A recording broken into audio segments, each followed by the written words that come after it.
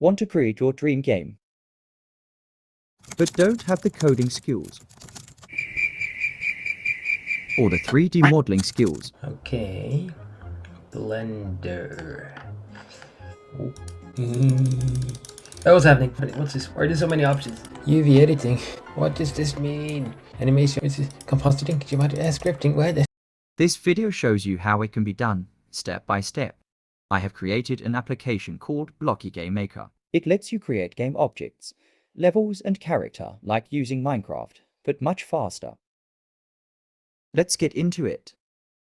The archery game in the Valve's VR headset's launch title, The Lab, is one of my favorite VR games. Let's try building this game inside the Game Maker. Let's go. Let's first set up a reference image for the level creation process.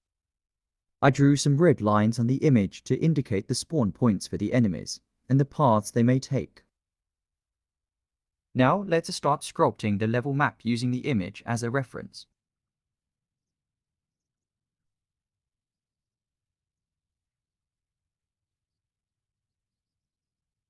The reference image is in the way.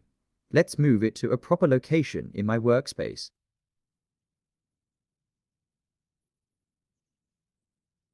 I didn't like what I drew and decided to clear the space and start again. Let's start from the higher terrace area on the left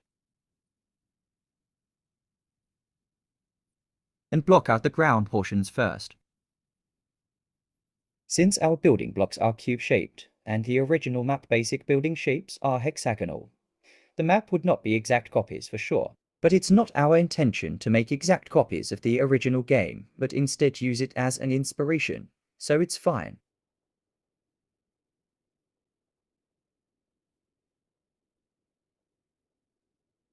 Now, we get to the overhang connecting bridge area between the left and right high terraces. Let's now build out the right side of the map a bit.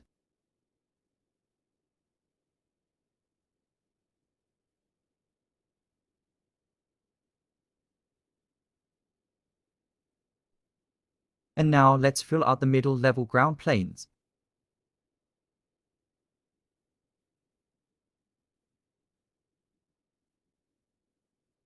Use different colors to give more variations for the background blocks, as we can see the original map. Now do the same for the ground blocks as well.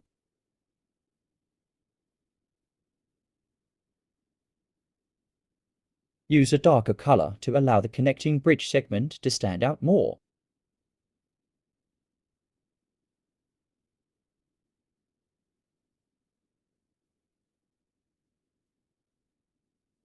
Now use staircases to allow enemies travel from the higher terrace platforms to the ground planes.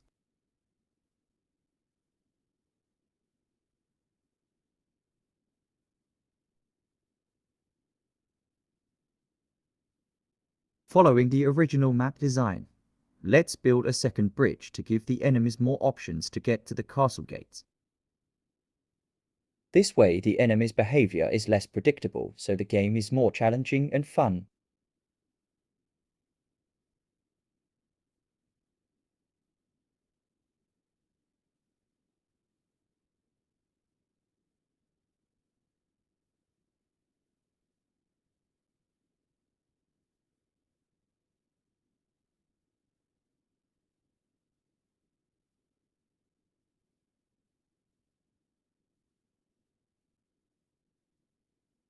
Now let's flesh out the left side of the map a bit more, including the trenches below the ground that the enemies may use for attacking.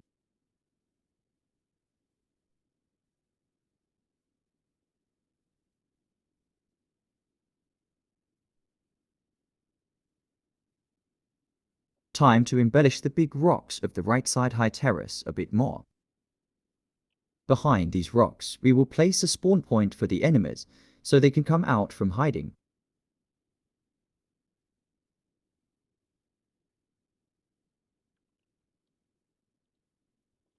Let's switch to a different reference image so we can see the left side of the level better. This is where we build our castle walls that we will defend.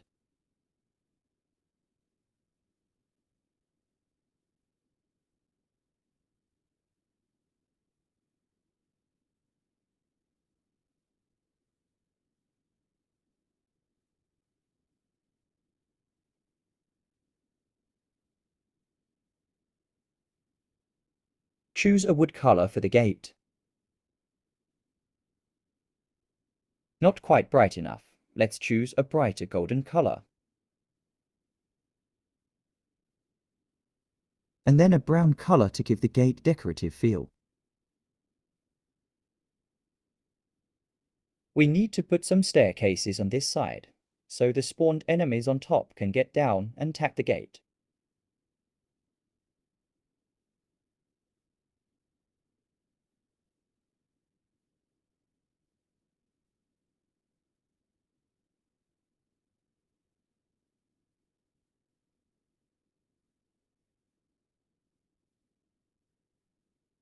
Likewise, we also need some staircases for the enemies coming from below to come up from the trenches to the ground level.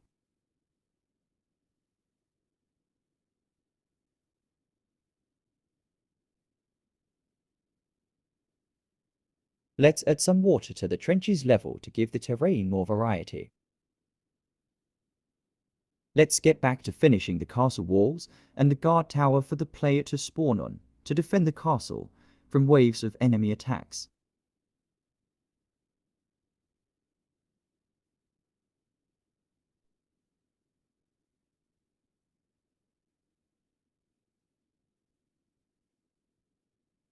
This is the guard tower portion.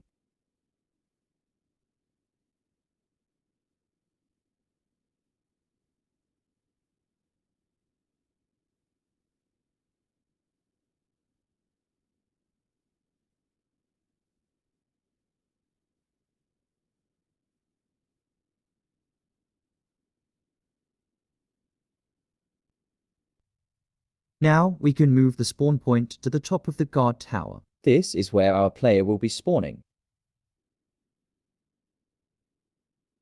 And finally, let's select the enemy spawner object and place them at different locations of the level. One behind here. One here.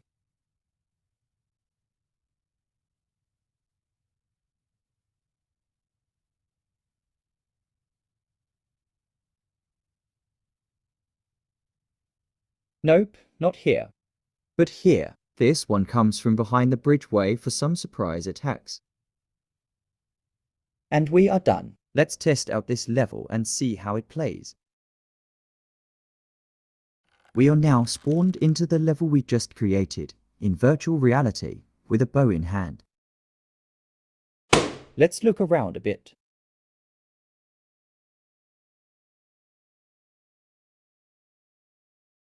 I see our first enemy down at the trenches, trying to sneak attack us. Got it. Here's another one. Since we haven't created any character models for our enemies yet, the system will use capsule as its default shape. We will do that in the next video, as well as add in some pre-built game objects such as trees, rocks and bushes to make the level look more polished. I hope you enjoyed this long video, and if you do, please leave a like and let me know what other games you would like me to try to create in the future.